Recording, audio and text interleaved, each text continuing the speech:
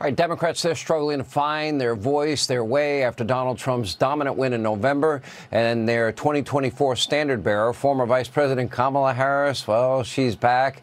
And she's not really doing her party a lot of favors. While speaking to Broadway actors, well, she launched into one of her trademark word salads. Take a look. When we think about, like, these moments where we see things that are being taken, but also let's see it as, nature abhors a vacuum. So where there's a vacancy, then let's fill it. Right? And let's know that the reality is that the progress of our nation has always been about the expansion of rights, not the restriction of rights. Mm-hmm. We're seeing a U-turn right now. Mm-hmm. But we have to keep fighting for those rights to be maintained, which means we have to be vigilant. And it's just the nature of it. I have no words. Meanwhile, the out-of-touch liberal elites, they've struck again. Singer Sheryl Crow announced that she's, I guess, selling or giving her Tesla to NPR or something on Instagram. She said, money donated to NPR, which is under threat by President Musk. Ha ha. Anyway, clearly the left has learned absolutely nothing from their crushing defeat in November. Here with the best reaction we could ever want. Louisiana Senator John Kennedy. You know what this makes me want to do? I have friends that own Teslas. And if they're going to have a boycott and try to harm Elon Musk for exposing waste, fraud, abuse, and corruption, you know what? I think my next car, I'm going to really look into a Tesla. I think that's going to be my next car. Well, with respect to Ms. Crow, I'd make a couple of points, Sean. Number one, Ms. Crow's entitled to her opinion. Number two, I think she means well. But if she ever had a clever thought, it died alone and afraid. I think, point three, I think that it should not go unnoticed that President Biden got a lot of his advice from pop singers and movie stars and people who partied with Harvey Weinstein, and we know how that turned out. In terms of the Democrats, I've got a lot of friends who are Democrats, and they haven't asked me for advice. But if I did, I'd tell them, look, you just got to try harder not to suck. I mean, think about it. Over the past 4 years, the Democrats mismanaged Congress, they mismanaged COVID, they mismanaged the economy, they mismanaged inflation, they mismanaged the national debt, they mismanaged Afghanistan.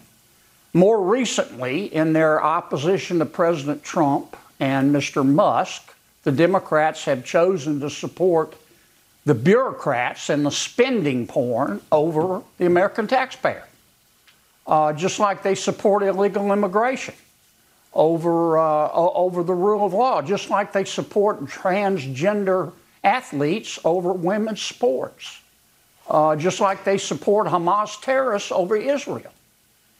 All Democrats are not like this, but the party is controlled right now by people who majored in online activism with a minor in puberty blockers. I know these people. They think women, they think men can breastfeed. They're triggered by race. They cry if you use the wrong pronoun. And most fair-minded Americans look at this and they go, these people are about 10 exits past normal. And that's what's killing the Democrats right now, in my opinion. You know, I'm sorry. I don't want to interrupt this. Keep going. No, I'm done. Okay, spending porn, and they got to try harder not to suck. And I can't keep up. You know, one question people ask me about you, they like, is this extemporaneous from Senator Kennedy, or does he actually think this out ahead of time? Does this just flow naturally for you? About 5 minutes before an interview, my staff knows to leave me alone.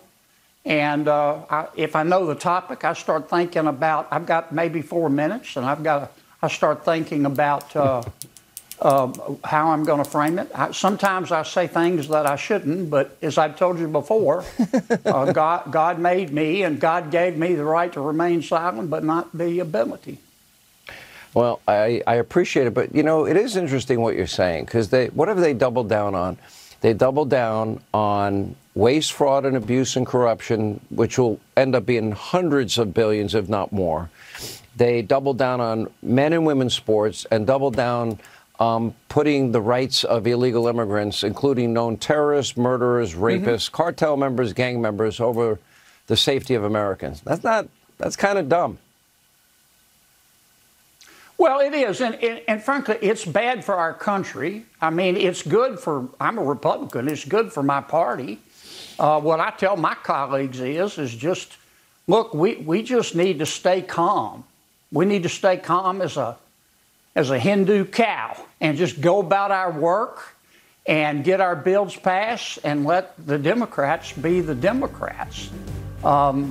And so far, it's working. You never interfere with your opponent when he's kicking his own ass. So that's what's going on. I think that is very sound counsel advice. And if this is where, if they're not going to look out for working men and women and their safety and security and their money, I'm happy with them staying right where they are.